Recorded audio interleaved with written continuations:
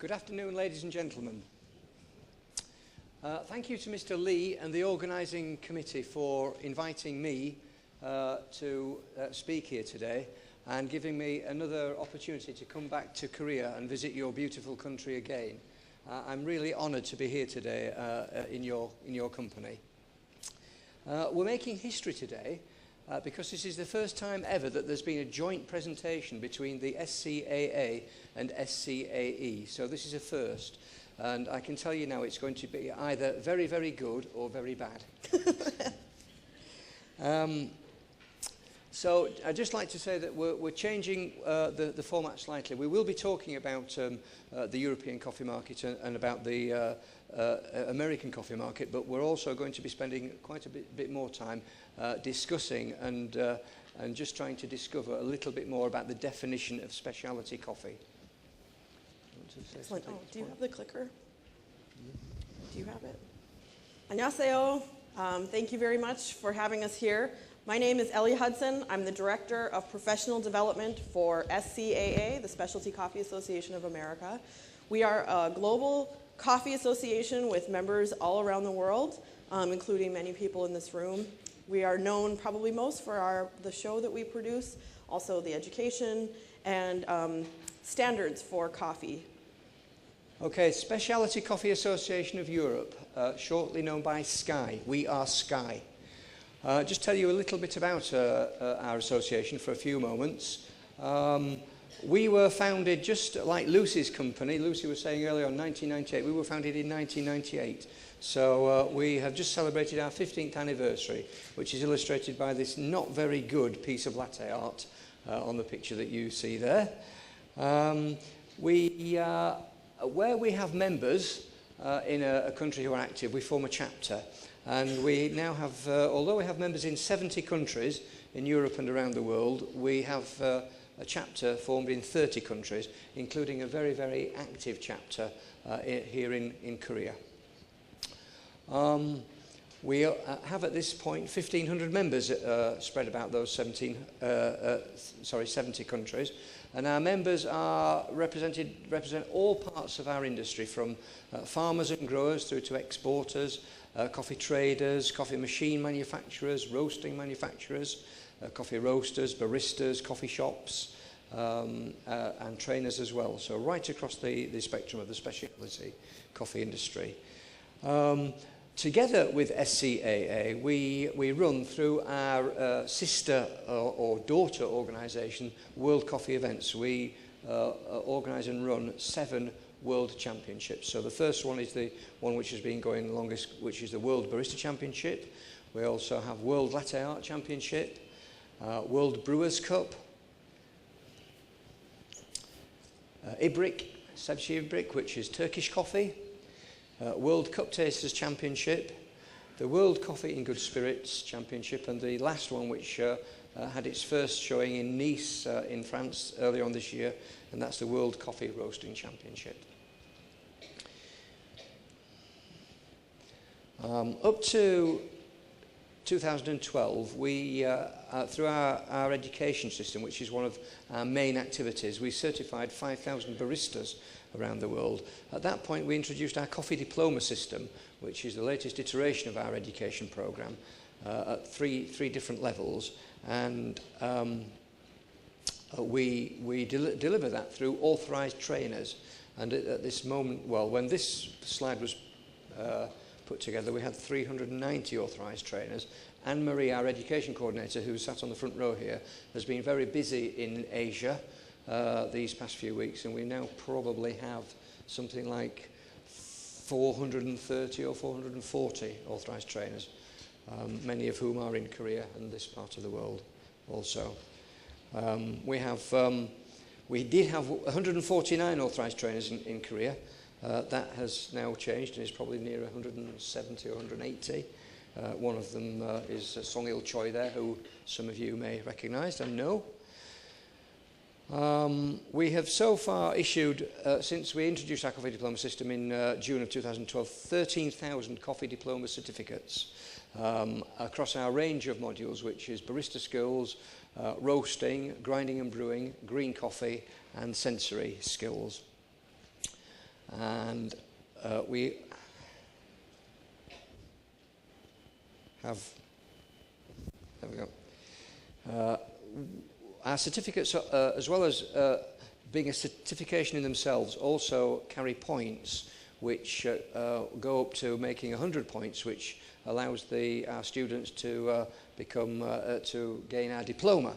And we've so far awarded exactly 100 coffee diplomas since we started our coffee diploma system. One of our other activities is to have our own event every year in different cities in Europe, World of Coffee.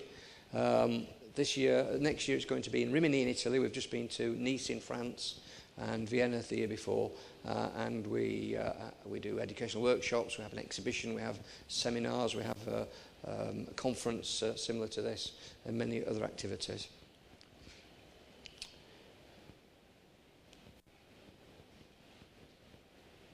That's just a brief outline of our activity to date, and I think it's over to you now. So, like I mentioned in the introduction, you can see some snapshots here of what we are as the SCAA. Many of these are photographs from our exhibition, which is the largest coffee show in the world. And you can see photographs of different stands as well as education, exchanging ideas. We recently launched an e-learning program, which I hope is interesting to those in the room that would be available or interested in participating in online education. And one of the new programs that we'll be doing shortly is becoming accredited by an official institution as authorized by the ISO.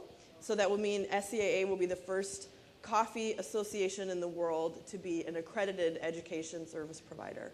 So stay tuned for that. We also have many publications, newsletters. We have the SCAA Chronicle. About 2 years ago, we hired a coffee science manager and have been developing more research and also working with World Coffee Research to really look at some of the more scientific and scholarly pursuits in the coffee industry. All right, so we're going to talk a little bit about specialty coffee and the state of specialty coffee in the world. But before we can do that, we need to make sure that we know what we mean when we say specialty coffee or specialty coffee. So what I'd like to ask each of you to do is to go ahead and take out a piece of paper and a pen, or take out your iPad or your iPhone or whatever it is that you can write down some ideas. And I want you to take a minute and in your own words, go ahead and just write down, and you're not going to have to share this, but just take a moment and write down how you define specialty coffee and what does it mean to you.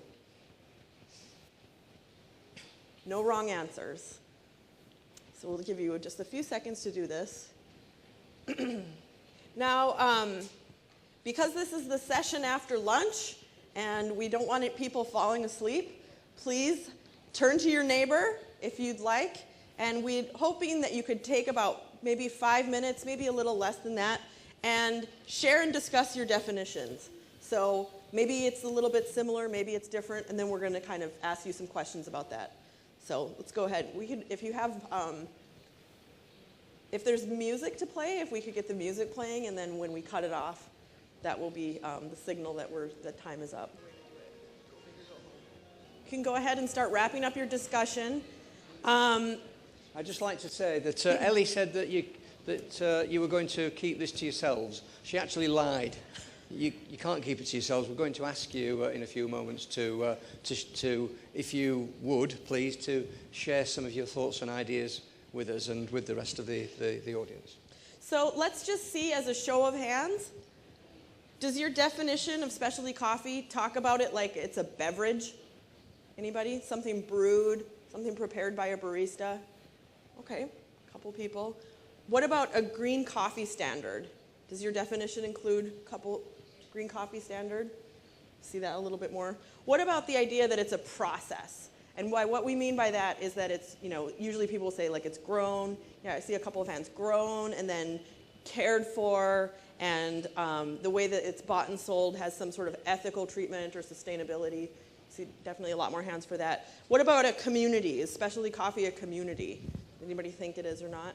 All right, good. So we seem like, As expected, we had a range of answers that spread across several very different categories. So it makes it so that it's reasonable for us to ask, why on earth do we have so many definitions?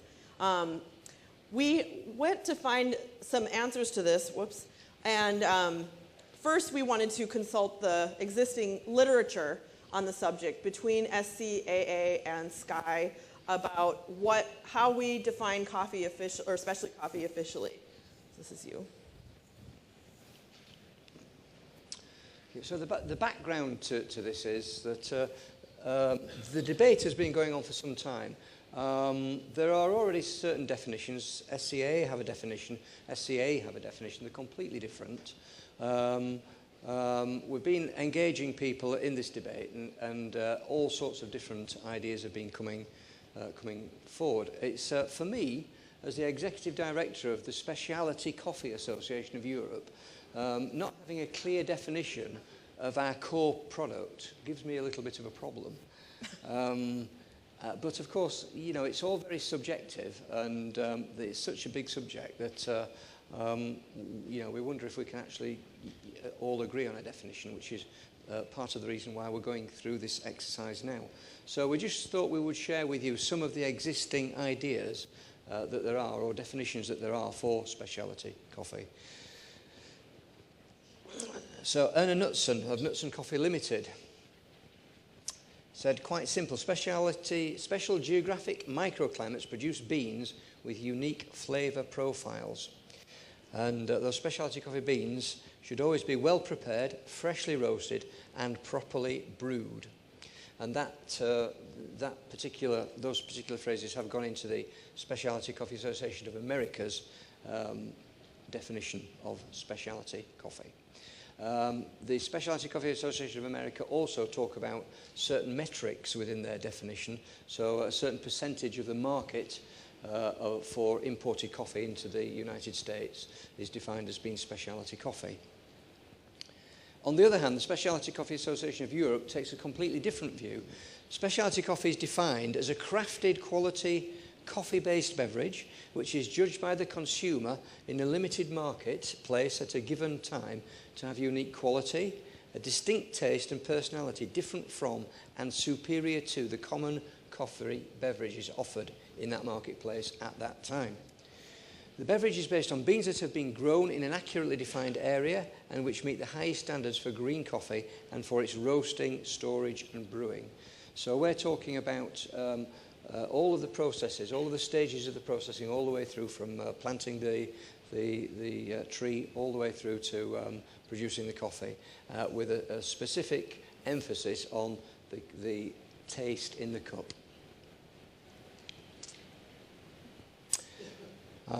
Andre Elson is the general manager of KLD Coffee, who are part of the Neumann Group, and he's our national coordinator in Russia.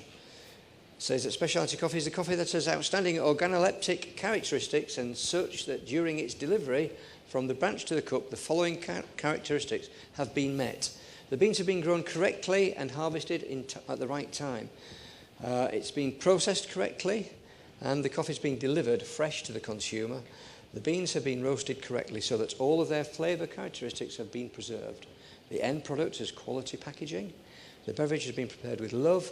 At every stage of this long process, the parties involved have observed all the moral norms.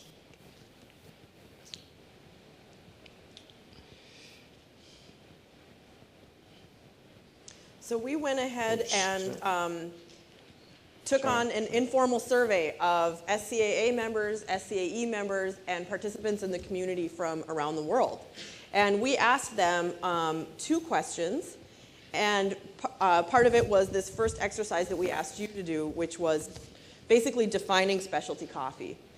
And the results that came in from the responses that they gave, we sort of organized them into a couple different themes. Here, do you want me to take the clicker? Excuse me. So number 1, there was a technical aspect, and I think some of you raised your hands for specialty coffee is defined as a type of beverage or a green coffee standard. We had a number of responses. This one was from an SCAA board member who is also a roaster wholesaler, a large specialty roaster wholesaler, and kind of discussed a very basic definition according to the standards. This response was from an SCAE national coordinator and importer, and same kind of thing, just a very simple definition referring to the actual score on the 100-point scale and some very specific parameters to meet. We had a couple of responses that focused on specialty coffee, defining it as a beverage. And those that did, these are actual direct quotes from the responses. One of these was from an SCAA member in New Zealand, and the other was from the same SCAE national coordinator from the previous page. And I think they're pretty self-explanatory. And I think that also, I really like this word tasty. I think that it's sort of an informal word, but we know what it means when we hear it. There were some that expanded on this a little bit. There were a couple different roasters and baristas that responded in these particular comments, and you can see them here. A little bit more focus on the consumer, about whether the beverage is good or not is not about how I make it, it's how the consumer responds to it. So that was sort of slightly different perspective on that. And then again, kind of looking at this last one, flavors and textures that make me pause and say, something that not everything can do, but you know that when you encounter it. Those respondents that talked about a process, we had a couple of quotes here. One was this idea of ethically sourced, and you saw that in one of the previous definitions from the literature that was also offered. I think just a very simple definition. And then here we see the appearance of this word education, which is something that comes up a lot when we talk about what makes specialty coffee distinct from all coffee. And this was from actually an SCAE board member and equipment manufacturer, this one here that says, which should always be a collaborative effort, sharing of knowledge and not hoarding it. So this had to do with the process, but also she kind of focused on the community effort, that it's really an industry effort to educate and not to be competitive about it. And then finally, this word geeky, I wasn't surprised to see that appear. We definitely know that the members of the specialty coffee community can get really excited about things that maybe other people might not. Finally, this idea of community came up over and over and over again. And this was where we talked about, we saw quotes where people would focus on the word movement came up, this idea that we would be constantly evolving and constantly striving towards improvement. And that it's something that's hard to define because it's always changing. And then finally, this idea that there is, the heart is the people was the statement, and I think that that was something that I really appreciate. Just get a few of these. I've just got a few more definitions here which we don't have on slides. Peter Giuliano, who's one of Ellie's colleagues, talks about maintaining different standards at different stages of the journey of the bean. Alexandra Melchik, one of our members in Russia, said that specialty coffee is about converting a commodity into a special experience.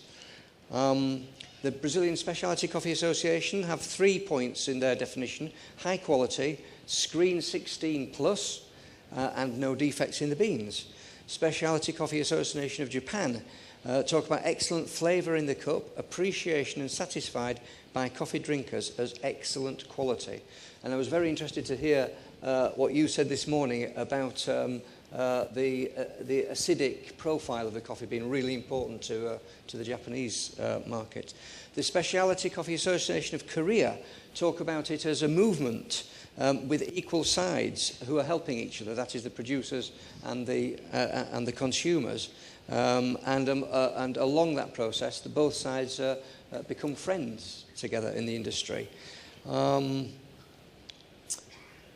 For me, personally, I argue with myself all the time about the definition of specialty coffee, because one thing that is very, very important to me, but nobody else ever seems to mention, is that for me to have a cup of specialty coffee, it has to have just been freshly ground.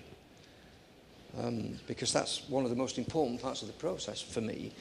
On the other hand, we have a member of our association, which is Nespresso.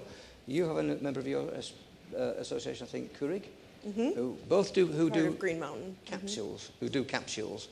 Many people in the specialty coffee movement would say that capsules could never ever be specialty coffee, especially because the grinding was done a long time before you actually drink it. However, for me personally, if somebody drinks a good cup of coffee from a capsule, and that person before was drinking instant coffee or very low quality ground coffee, and that capsule takes them on a journey. Or no coffee. Or no coffee at all, yes. Takes them on a journey which finally ends up with drinking specialty coffee as we would understand it, then that's perfectly valid, and we could possibly call that capsule specialty coffee.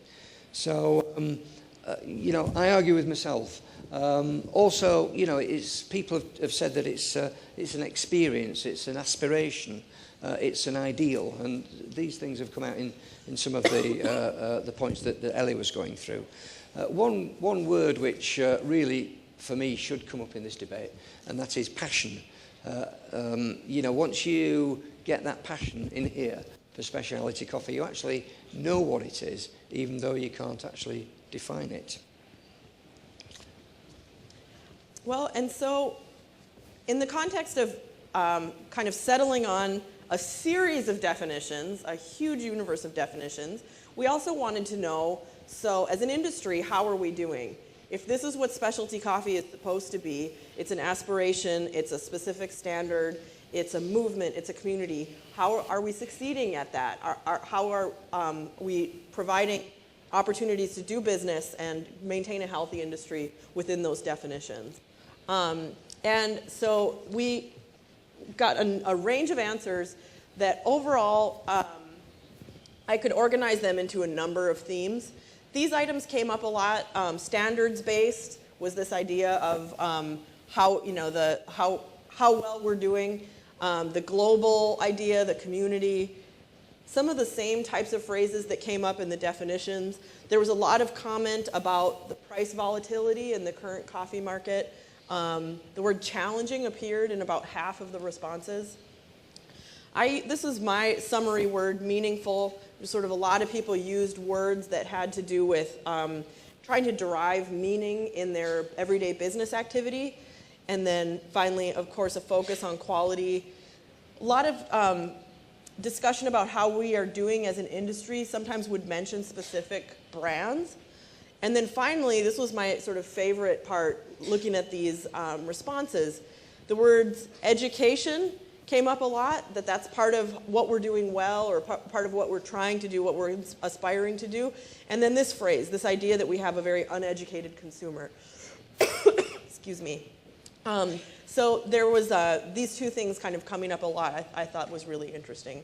And just in the interest of summarizing, a big messy set of themes like this, we can kind of summarize them into three general areas which we're going to talk about. One is a global international focus.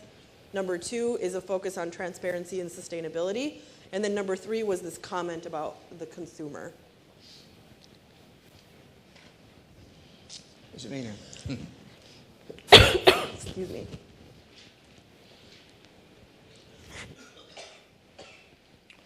Okay, so we're just going to now sort of revert back to, within the context of this, revert back to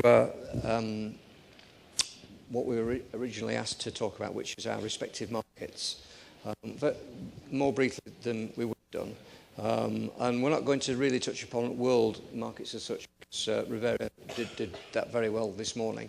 So just statistics on the European coffee market. And I'm often asked to talk about the specialty coffee market in Europe as if it's one homogeneous market.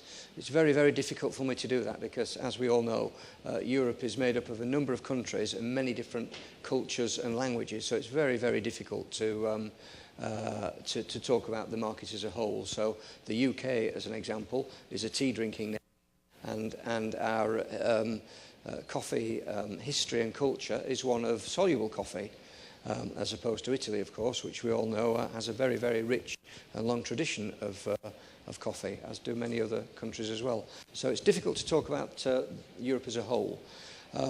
These statistics that you see here are produced by Allegra, and unfortunately they only go up to 2011. The 2012 statistics are going to be produced and circulated by Allegra next week, so I'm afraid we're a little bit too early to get the up-to-date figures, but I can just give you a flavour of those. So we're looking at these figures at three years, and this is a part of what we look at, and this is branded coffee shops in Europe, and that's 22 countries in Europe that you see here. And you'll see that the UK is leading the way by quite significant amount there. So we have Costa, we have Starbucks, we have Cafe Nero, and we have many other brands as well. Germany is second, and those two countries are way ahead of the rest. But you'll see in most of those countries that there is growth over the 3 years. Not all of them, but most of them there is growth. And whilst the figures are telling us, which ICO produce, are telling us that the overall coffee market in Europe is very, very stagnant and has been for 10 years or more. The specialty coffee market within that is growing. I really wish it was growing by 20%, but it isn't, I'm afraid. 20% is absolutely fantastic. We have a growth of about 3 to 4% per annum in the specialty coffee market. The figures which are going to be produced next week by Allegra are telling us that in 2012 the growth was about the same. They are predicting continued growth in the branded coffee bar market, led by, once again, the UK, but also led by Turkey as well, of all countries. Of course, where the brands follow on the high street in terms of coffee shops, then thankfully for us in the specialty sector, the independents follow also. So we expect to see small growth, 4% in the independent sector over the coming years. So we conducted a survey of our members earlier this year. And those are the responses which we got, which were quite pleasing. And this is one of the questions that we asked and the answers that we got. Of our respondents, we asked them how much of their business is specialty coffee, and it ranges right across from on the left. Some of our members are dealing 100% in specialty coffee, and some of them are hardly dealing at all in specialty coffee. And then there's this bit in the middle. Over to you, sorry.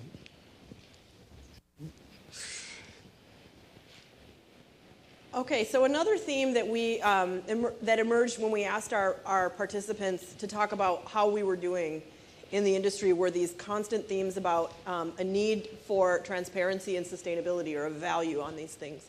So, of course, one of the things that comes to mind is the coffee leaf rust crisis. You'll hear from Mr. David Pisa tomorrow from Sustainable Harvest. They have their annual event. They had it just a couple weeks ago in El Salvador, and one of the themes of this event was really talking about how are we doing in response to the leaf rust crisis.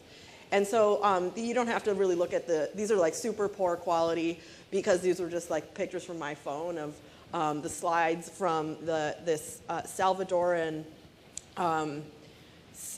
social scientist who just sort of presented some of these figures. But even though the photos are pretty poor quality, you can see that the numbers are even scarier.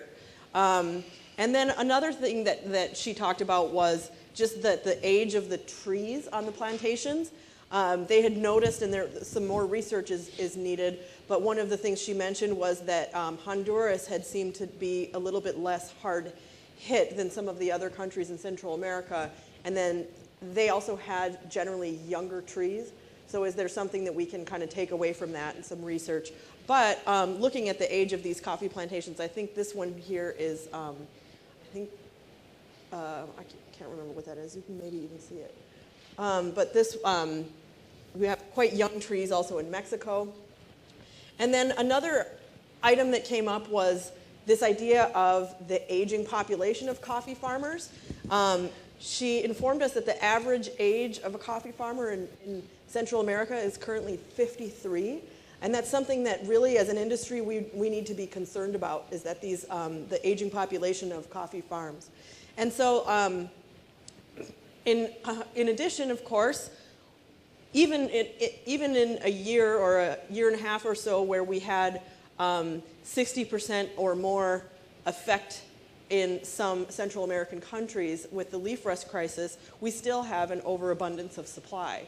And what that's doing is, and you've heard a couple of the other presenters talk about this, but the oversupply is keeping our market at a low price, and that is creating a very challenging business environment with respect to the cost of production in the origin countries.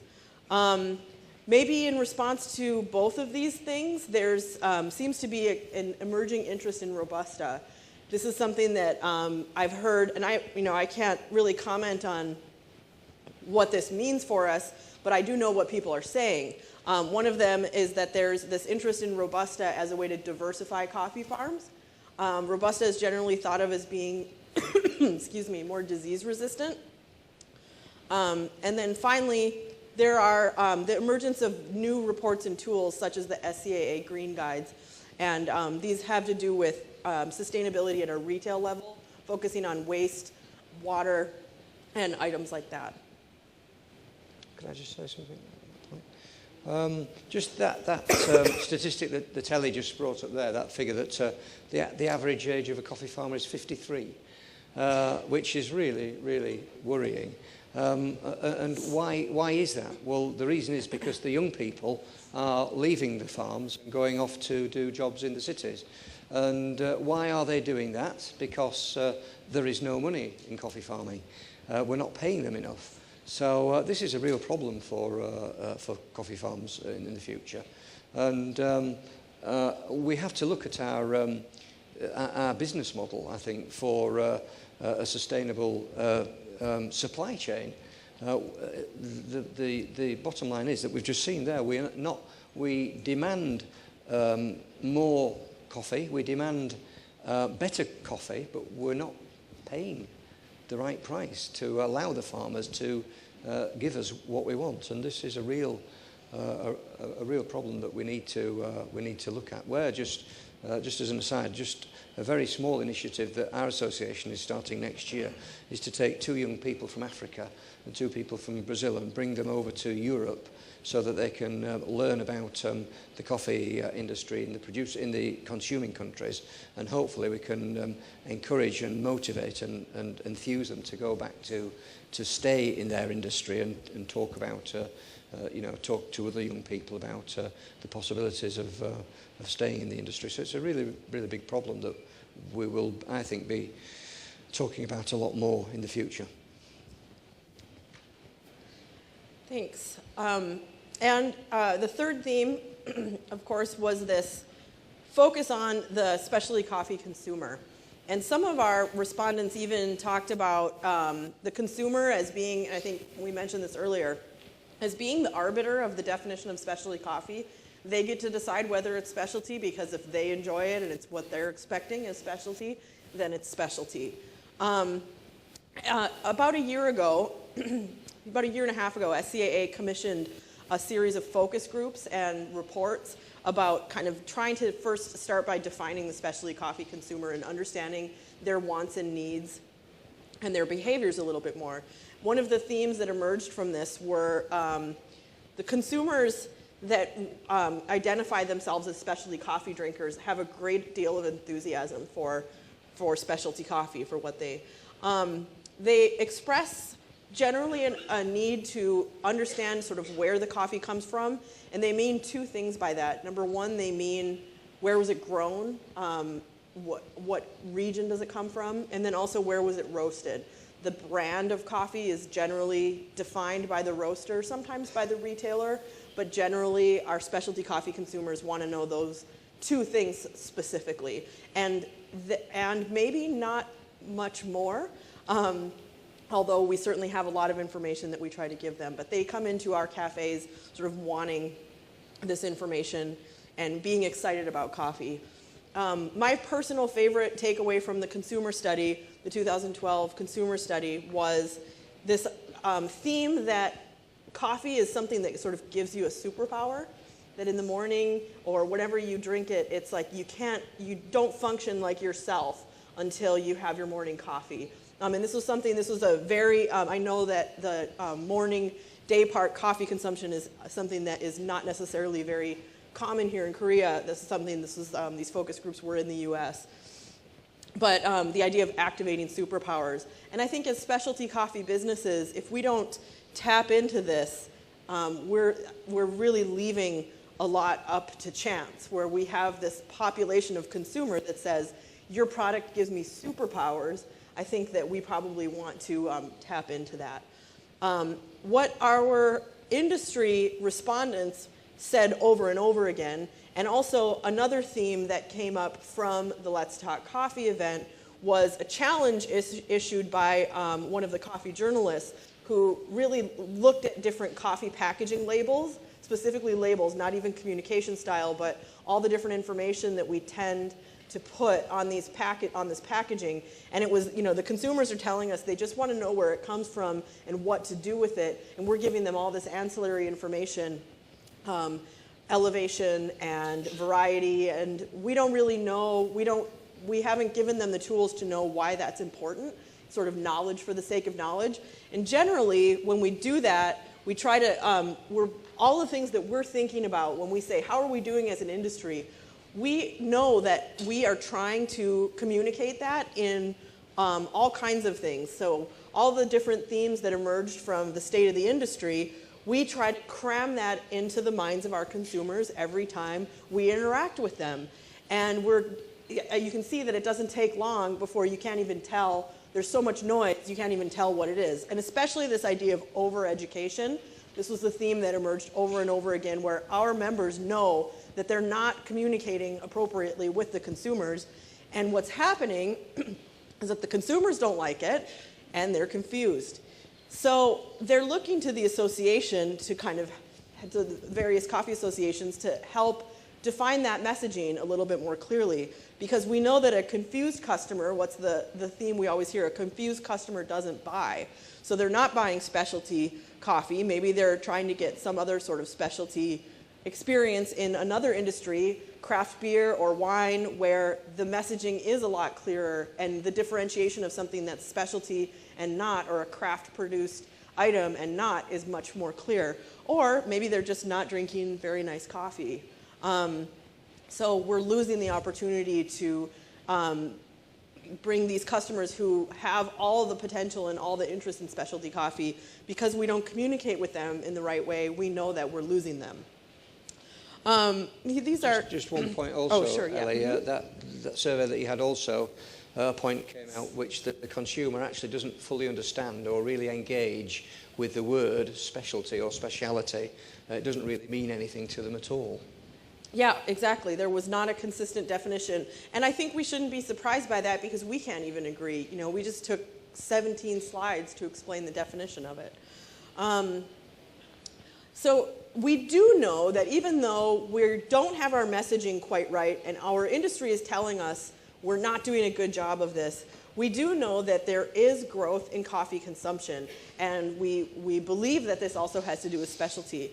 These are just some figures from the ICO that have to do with our current percentage of world coffee consumption. And so divided into established markets and ICO producing countries, new emerging markets. And I think that there's a lot to be enthusiastic about these particular slides. We know that consumption is growing in places like India and in Brazil and certainly China.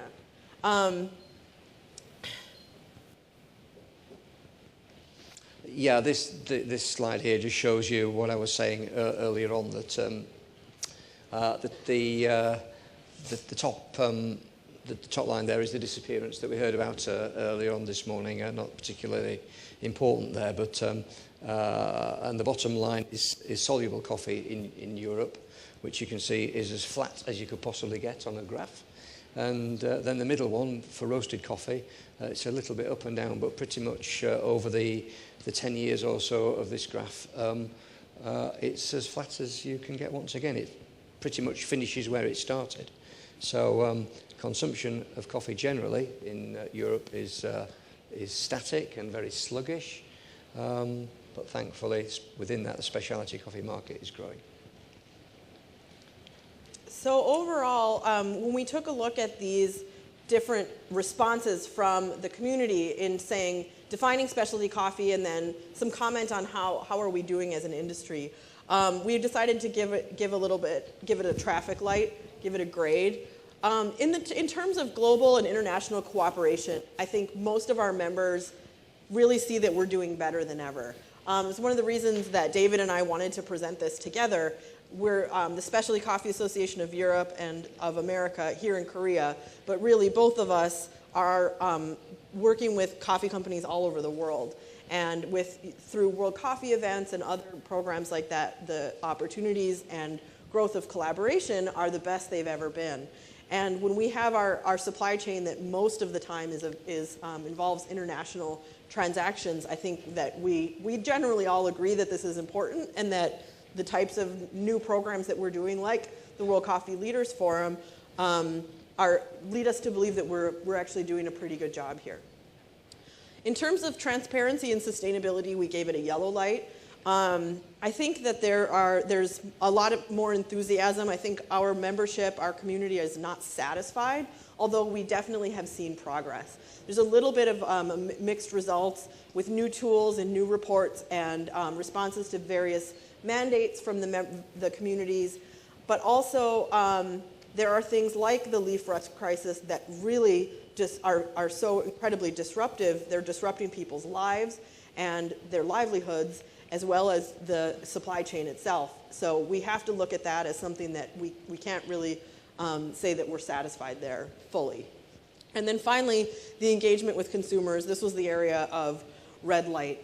This was something that we know is a problem, and it's something that we need to develop as a united voice, as a group of collaborative international associations and members. And then now we just wanted to talk a little bit about, so what do we propose to do about that, including what can you do as professional participants in the coffee industry. So let's go ahead and just kind of go ahead and circle back to your original definition of specialty coffee that we asked you to write down earlier. And just kind of think to yourself, we're going to ask you to report out, but would you maybe, after seeing these different ideas and other perspectives, would you change how you would define it, and why would that be?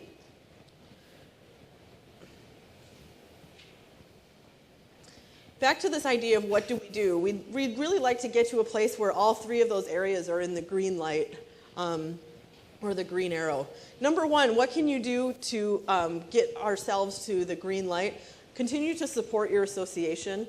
And this is something that, of course, is very easy for me to say as a representative of SCAA. But I think that sometimes the connection between what we want our industry to look like and our support of our associations isn't always made very clear. The association is the logical place to really develop and continue to conduct research that helps us understand the consumer better, or whatever it is. That right now, that seems to be the area where the membership is wanting the most involvement and most direction.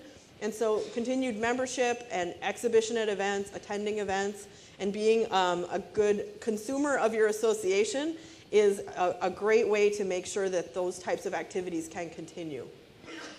Our associations are certainly known for producing education and also for events, besides these other things like research and reporting. And events, to me, always can be summarized by this idea that they are not necessarily just about an event so that you can have something to do, but it's about developing a community with a specific identity, and then also the networking opportunities. And the real purpose of an association is to help businesses do business together or to improve their business practices internally. And so producing events is what helps us, allows us to do that for our members. And then finally, education has to do with proliferating standards. So then the purpose of it is not to just have a program to go through, but really to proliferate standards in order to gain a competitive advantage in your business. Speaking of those standards, let's all make sure that we can agree to maintain them. Excuse me. We can do all the research in the world and talk about a green coffee standard or even something a little bit more fluid like best practices. But if we don't maintain these standards in our own businesses, they don't really mean anything. And it's important, again, the idea of maintaining standards, it's not to follow rules just for the sake of doing it, but it's for the purpose of gaining a competitive advantage in your business. And then finally, we encourage you to keep communicating with us, keep collaborating with each other. And we know that the way that when we try to communicate and collaborate, one of the things we like to talk about is embracing change, which is another word for that, of course, is innovation. And again, this idea, driving it towards a competitive advantage. Specialty coffee, it doesn't matter if we agree upon a definition if we can't stay in business. And so we definitely want to help facilitate the member companies' abilities to do that and not just survive, but also to thrive. Okay, thank you very much for your interesting presentation. 감사합니다. Let's give them a big round of applause.